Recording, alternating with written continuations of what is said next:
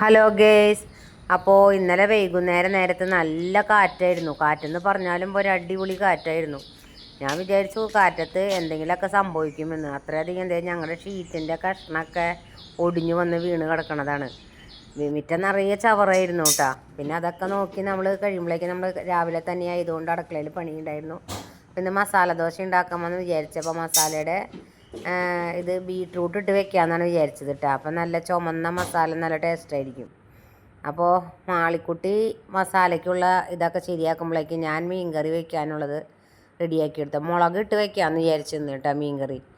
അപ്പോൾ മീൻ കറി നമ്മൾ ക്യാബേജ് തോരനും പിന്നെ മീൻ വറക്കും ചെയ്യും.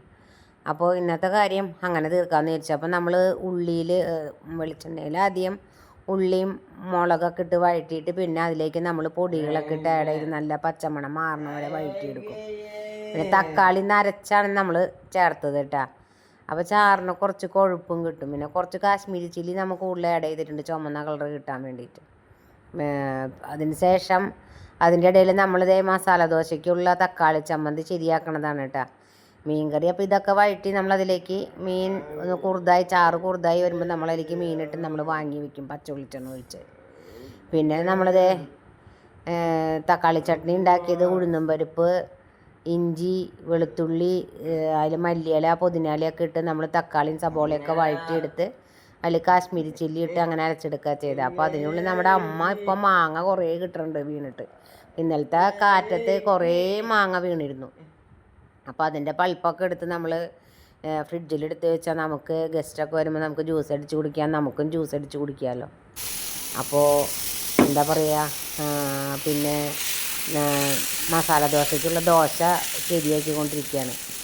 അപ്പോൾ ദോശ ശരിയാക്കുമ്പോഴേക്കും ചട്നി ഇതൊക്കെ നമ്മൾ സെറ്റാക്കി വെച്ചിട്ടുണ്ടായിരുന്നു കേട്ടോ. അപ്പോൾ ഇടയ്ക്കിടയ്ക്ക് നമ്മുടെ അപ്പോൾ ബീട്രൂട്ട് ഇട്ടിട്ടുള്ള ഈ മസാല നമ്മുടെ അത്ത പറഞ്ഞു തന്നിട്ടുള്ളതാണ്. ആദ്യം ഞാൻ ബീട്രൂട്ട് ഇടുമ്പോൾ എനിക്ക് അധികം ഇഷ്ടമുണ്ടായിരുന്നില്ല. പക്ഷേ ഇപ്പോൾ ബീട്രൂട്ട് ഇട്ട് വെച്ചപ്പോൾ നല്ല ടേസ്റ്റ് കിട്ടാ. ചിലവർക്ക് അതിൻ്റെ ടേസ്റ്റ് ഇഷ്ടാവില്ല എന്ന് പറയുന്നുണ്ട്. പക്ഷെ ഞങ്ങൾക്ക് നല്ല ഇഷ്ടമായി കേട്ടാ. സത്യം ചേട്ടൻ നാളികേരം ഇടാൻ വന്നിട്ടുണ്ടായിരുന്നു. അപ്പോൾ നമ്മുടെ മണിക്കൂറിന് വെയ്യാത്ത കാരണം കൊണ്ട് കരിക്ക് ഇടിപ്പിച്ചിട്ടുണ്ടായിരുന്നു. അപ്പോൾ എന്തായാലും സത്യം ചേട്ടൻ വന്നതല്ല. അപ്പോൾ നമുക്ക് എന്തായാലും ഇനി വാഴയ്ക്ക് കുത്തു കൊടുക്കണമായിരുന്നു. അപ്പോൾ അതിനാണ് മുള എടുത്തിട്ട് പോണത്. പിന്നെ ആൾ മുളയുടെ ആവശ്യമൊന്നും വന്നില്ല, കയറെന്നെ കെട്ടി ആൾ ശരിയാക്കി തന്നു. പിന്നെ ഈ തവണ ആൾ ചക്കിയിട്ടപ്പോൾ ശാസ്ത്രമൊന്നും നോക്കിയില്ല, ആൾ ചക്കിയിട്ട് തന്ന് ആൾ തന്നെ കഷ്ണങ്ങളാക്കി തന്നു. അപ്പോൾ വറക്കാന്ന്